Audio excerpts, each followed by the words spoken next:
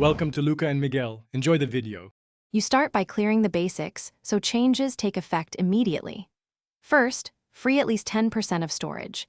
Apps and system caches need room to operate. Once done, reboot the device to reset processes, then swipe away heavy apps from the overview screen to stop RAM hogs. Make sure to update Android and all Play Store apps.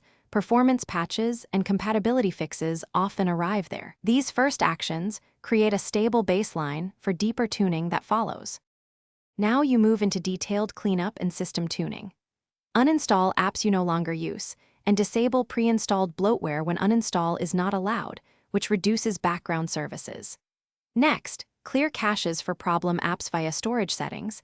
Selective cache clearing prevents unnecessary redownloads. Then, reduce or turn off UI animations in developer options. Set window, transition, and animator scale to 0. 5 are off to make the interface feel snappier. These finish by stabilizing storage and background behavior so improvements last. Use the Files app to find large media and clear downloads. Move photos or videos to cloud or SD to free core storage. Then, review battery optimization and restrict background activity for apps that wake often, because they consume CPU and I/O.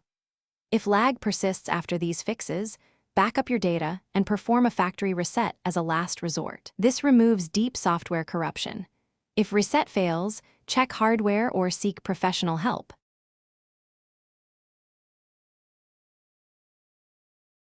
Thanks for watching and please subscribe.